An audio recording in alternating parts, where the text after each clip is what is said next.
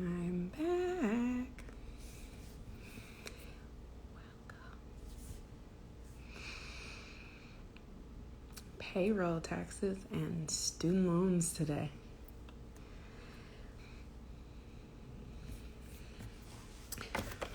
Let's do this, guys. You know I'm punctual. It's Money Monday, 12 o'clock. Welcome. Happy you guys are here. Let's do it.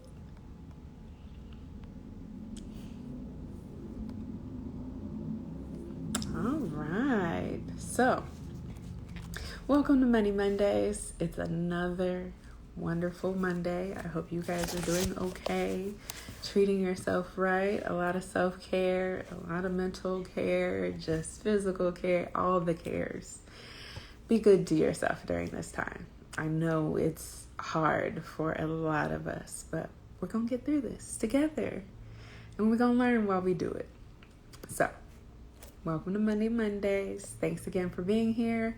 I'm Jayla Eaton. I'm your wealth best friend, that person that you can ask questions to, get unbiased feedback, and if I don't know, I will tell you, or we will be researching it together.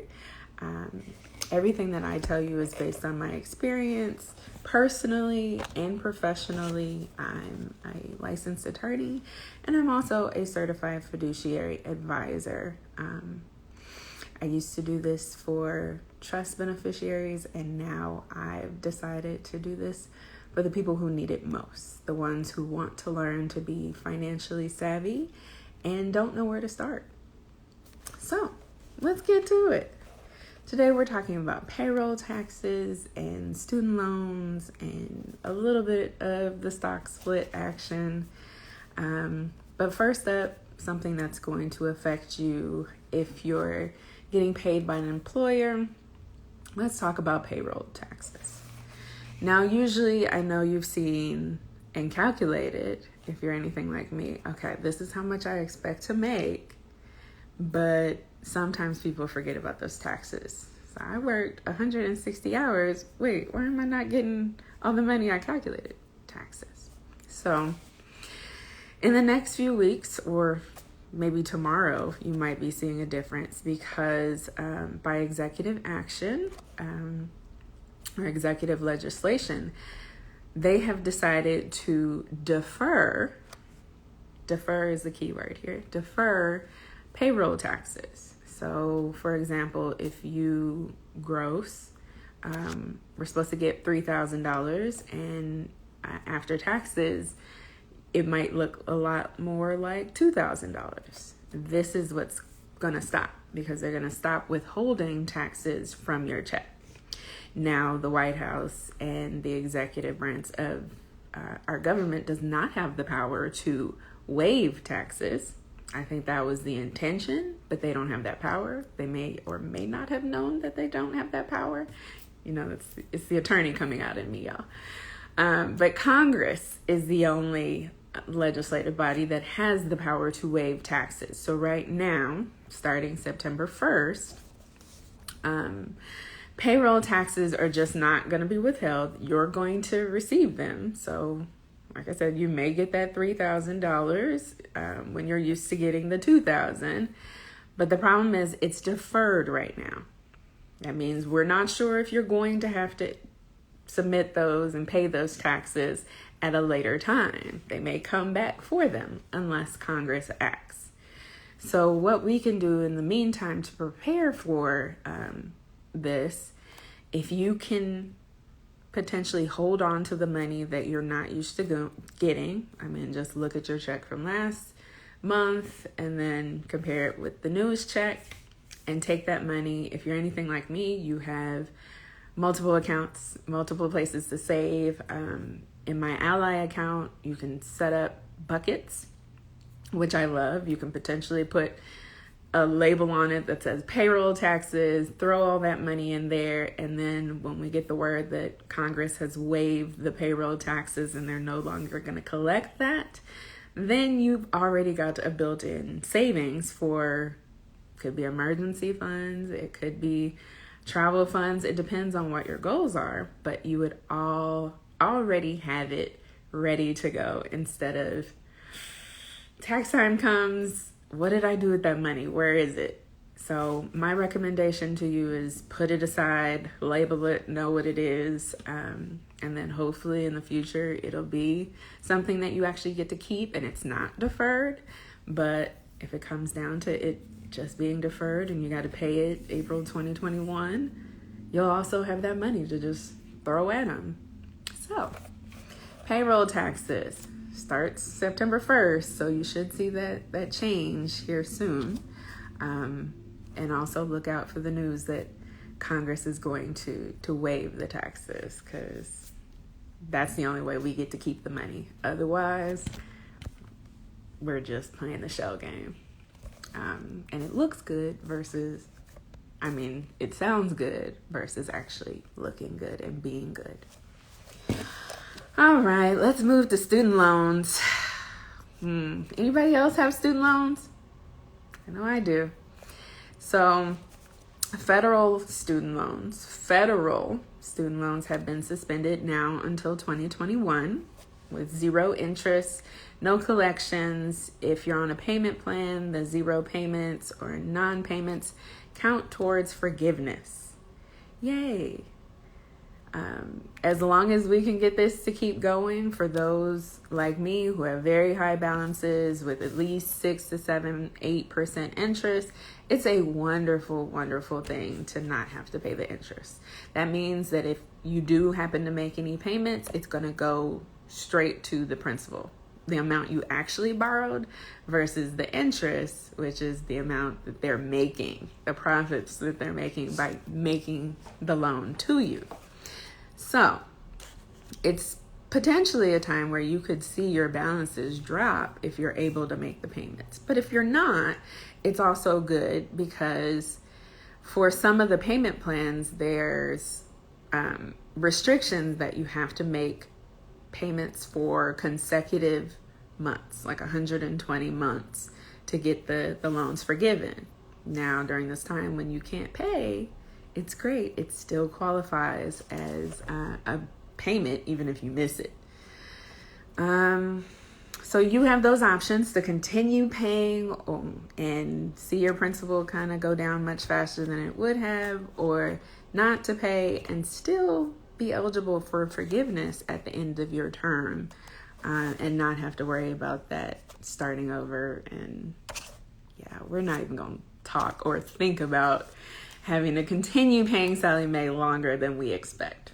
So make sure you have federal loans. I know a lot of my clients they wanted to consolidate their loans, and they consolidated out of the federal loans. Now that means that if you have private loans, it's not going to count, and you may not have 0% interest. You have to check with your lender.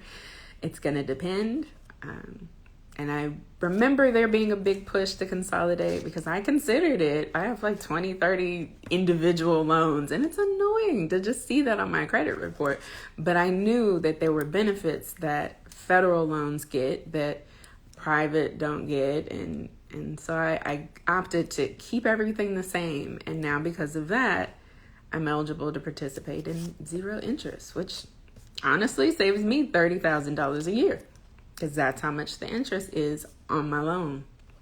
So talk to your lender, talk to your servicer, or at least look at your student loans, see what you have, see what type of loans they are, make sure that they're being deferred, that the interest is listed at 0 if you have federal loans. Okay. Moving on, if you guys have any questions, feel free, drop them in the chat, DM me. I answer questions all throughout Money Monday. So let's talk about the stock splits. Apple, the stock split is complete today. If you owned Apple before last week, then you'll see the brokerage provider, whoever you have, whether that's Fidelity or Robinhood, all of them trying to get your cost basis right, all of the numbers right, because they're having to do this math and update in a very short turnaround. So some of the numbers might be off right now. Some of your historical values may be off. But Apple is now trading at its new number after the split. I think it started at about 126. Last time I saw it, it had gone up to about 130, 131, which means today it's up about 4%. But more important for me, and a tip for you to know about why you need to know how to invest yourself and need to understand it, even if you're turning your money over to a third party or another manager, is based on a post that I made. Somebody invested, some wonderful Black woman invested $8,600 into Apple. And that same $8,600 is now $403,000. Now, I assume that she knows how to invest, and I am also assuming that she doesn't have that managed by another party. But the reason why you need to know how to invest is because some of the big firms, the Fidelities, the Edward Jones, the Northwestern Mutuals, whoever you turn your money over to manage, the Chases, the Wells Fargos, they're not going to allow that. They're not going to allow you to have what they call a concentration in your portfolio. So think of all the stocks that you have, and then try and think of or look into how much each stock or each index fund in your portfolio, how much it takes up. Is it 10% of your portfolio? Is it 50% of your portfolio? After a certain level, most banks, most brokerage and wire houses have restrictions on how much of a concentration they're allowed to hold, because they like diversification. It's risk management. It's if you put all your money into Apple, that $8,600, and now it's 50% of your portfolio, and Apple decides to shut their doors and close down shop tomorrow, then 50% of your portfolio is gone. Now, they don't care that Apple will likely be here for 10, 20, 30 years into infinity. They just care that they don't want to be on the hook for not being diversified. So most of the time, asset managers will sell to keep your portfolio balanced and not holding a concentration of assets. Now, if you know how to invest and you believe in the things that you have invested in, you can sign away that you're not going to sue them and that you want to hold a concentration in your account, and they can continue to manage that. But even with my trust fund clients, I've seen where we're shaving off positions of really great companies for no other reason but, yeah, we can't have this over 10% of your portfolio. We would be in violation of rules and regulations. Versus when I'm investing on my own, Apple can be 100% of my portfolio. I wouldn't do that, but it can be. And it's going to be based on the research that I'm doing. I believe in this, and it's something for the long term versus an arbitrary, yeah, we just can't do this. So learn how to invest so that you can advocate for yourself, and you can be somebody who invests $8,600 and makes $400,000. Yeah, can you believe that? It's amazing. It's really, really nice to know that people are out here making money, but they know what they're doing, and they buy hold. That's all she did. Just get in and stay in, and don't let anybody talk you out of doing what you would set your plan to do. Speaking of setting plans, I hope everybody is setting their goals for this week. I think I hit most of my goals last week. I'm really excited. Lots of exercising, investing. This week I need to finish my article. So if y'all want to hit me up for accountability, please ask me how I'm doing with my articles. Other than that, I just want to take like a few seconds to appreciate Chadwick Boseman, not only for Black Panther, but for Thurgood Marshall being in the legal industry. That was amazing to see that represented and truly get to understand that person. And I want to remind you guys to set the example. You guys can do anything that you believe that you can do. I feel like we are surrounded by greatness sometimes and we don't even notice it. And a lot of times we don't even notice the greatness in ourselves. And we have to start acknowledging that. We have to start learning to see ourselves and understand and find circles that want to do great things and inspire and help and do everything we can to push forward the legacy, the movement, and everything we have to do. So if you've been following me for a long time, you know Black Panther came to work with me. He protected me like when I was the only Black person in the office.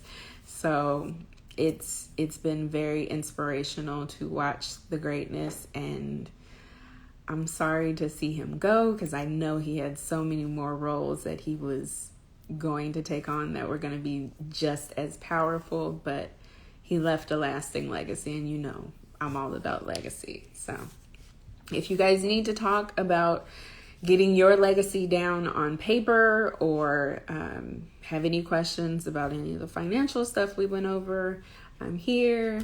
Contact me at On My Own Financial or onmyownfinancial.com. It's there. You can like, follow, and share. Please let somebody else have this information that you think might need it. I appreciate y'all. I'll see y'all again for Money Monday next week. Happy Money Monday. Bye.